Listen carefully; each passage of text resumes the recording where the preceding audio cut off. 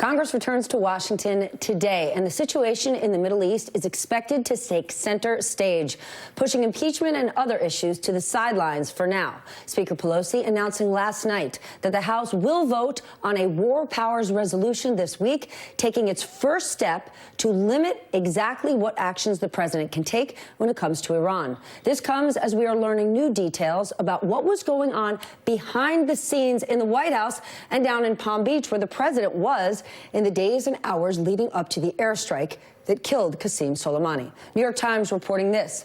Top American military officials put the option of killing him, which they viewed as the most extreme response to recent Iranian-led violence in Iraq, on the menu they presented to President Trump.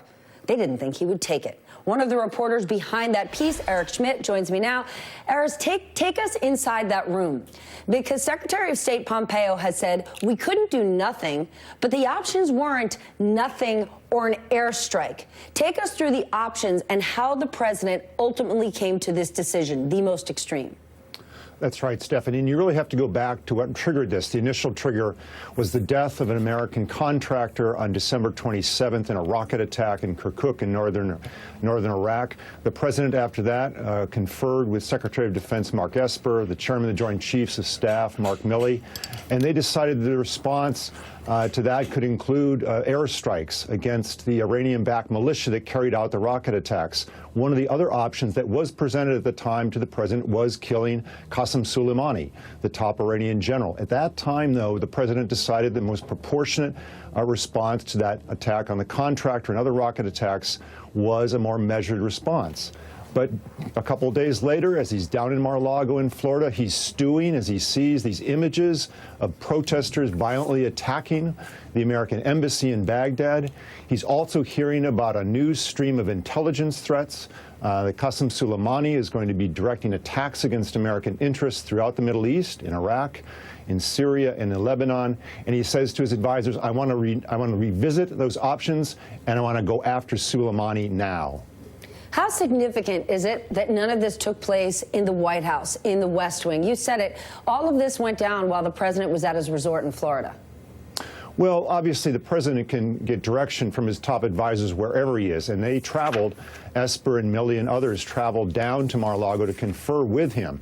He was also in close contact with Secretary of State Mike Pompeo, Vice President Pence, other top senior national security officials. But it wasn't your normal process as you see in Washington in the Situation Room or whatever. But he is getting briefings throughout last week. He ultimately made the call last Thursday about 5 p.m. As Soleimani was arriving at the Baghdad airport. Our understanding was as Soleimani got off the plane, the orders were if he was to be greeted by friendly Iraqi government officials, the strike was off. But if not, the strike was on. And the president got word that Soleimani was met at the airport by Shia militia commanders, and so the strike was on as of late Thursday night. All right, Eric, thank you so much. Quite a piece. I want to go deeper on this. Joining me now to discuss, Phil Rucker, White House bureau chief for The Washington Post, former Republican congressman from the state of Florida, David Jolly, and Nayyera, former State Department senior advisor during the Obama administration. Mr. Rucker, to you first. The president ultimately picked the most extreme option, but he took some time to get there. Was this decision more of a process than we normally see from the president? Well, it's a little bit unclear right now, Steph. We understand from what the president has said and the reporting coming out of the administration that they reviewed intelligence, that they waited until they had the general in a sort of target of opportunity, so to speak, and then the president made that order to launch the attack. They wanted to make sure that there were not allied Iraqis who were in that motorcade, for example, with the general as he left the airport in Baghdad. But what we don't have clear visibility into right now is what exactly that intelligence was about Soleimani, what attacks he had been contemplating against American bases or American people or other American targets.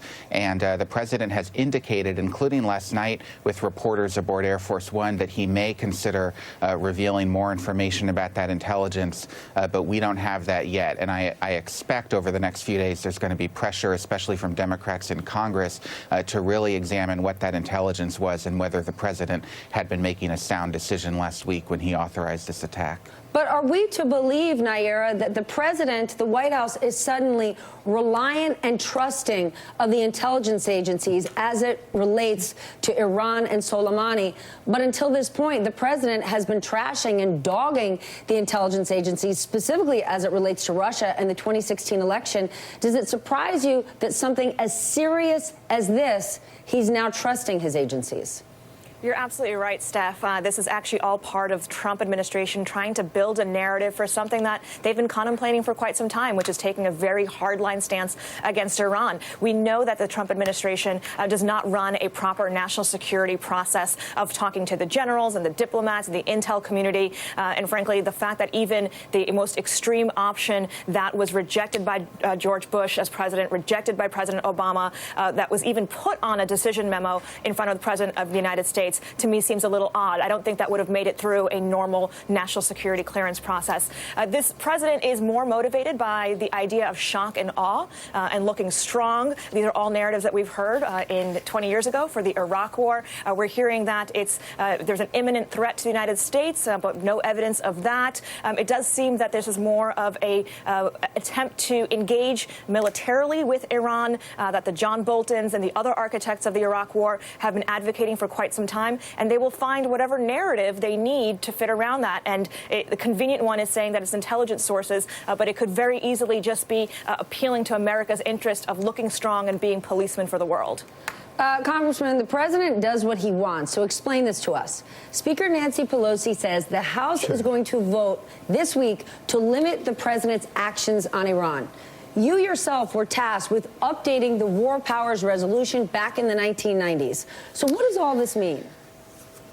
So the War Powers Resolution was enacted in '73 over Nixon's veto, and it essentially tries to put some type of restraint on a president's ability to engage in military actions like we saw in Iran. I will tell you, Steph, the vote by House Democrats will be of little constitutional consequence. The Constitution gives great and awesome powers to the executive branch when it comes to matters of national security. And if the president simply says this is to protect American lives or American interests, that largely satisfies that test. But Congress always, regardless of party, acts to try to constrain that authority where they think perhaps the president's being too aggressive. One thing politically this vote does is it allows House Democrats, particularly those in some tough districts in 2020, to say, hey, look, we did our best to try to put constraints on the president. It also sets up the groundwork for a lawsuit. In the late 90s, when Bill Clinton was engaging in military actions in Kosovo, the House actually failed to pass an approval resolution because they had a vote, but it didn't pass. So they went to the courts to say, hey, we want to enforce this against the president. And the court said, no, we're not going to wade in here. The real focus, Stephanie, needs to be on Senate Republicans, though. Where are they in publicly demanding the intelligence that Nayyera referred to? The nation needs to know in this critical moment, particularly in the impeachment cycle, did the president do this because we truly were under an imminent attack? Is a fair question that every Republican, and that's where the focus needs to be, every Republican needs to be asking that today. Well, one of those Republicans, who's now Secretary of State Mike Pompeo, defended the president's actions yesterday, and he put the blame on somebody else. Watch this. In 2015, the Obama-Biden administration essentially handed power to the Iranian leadership and acted as a quasi-ally of theirs by underwriting the very militias that killed Americans. Those resources, the money that they had to build out those forces throughout the Shia Crescent was provided to them by the nuclear deal. We allowed Europeans to go do business there. We provided them $150 billion, pallets of cash. All of these things are the very challenge that the Trump administration has had to correct. Phil, how political is all this? Steph, it's very political because President Trump, a through line throughout his presidency, has been trying to best Obama, his predecessor, and especially when it comes to Iran, Trump has been motivated by this desire to show himself to be a stronger, more decisive, more lethal commander-in-chief than President Obama was. And so that's been a motivating force. It's also been a motivating force for Mike Pompeo, a hawkish Secretary of State, for John Bolton, the hawkish former national security advisor, and the other people who have been in the president's orbit over the last few years advocating this tougher stance with Iran. Congressman, what do you think? I don't think we can believe Mike Pompeo. Anybody. He was misleading and invasive on Mohammed bin Salman and Jamal Khashoggi. He was misleading and evasive on his participation in the Ukraine call.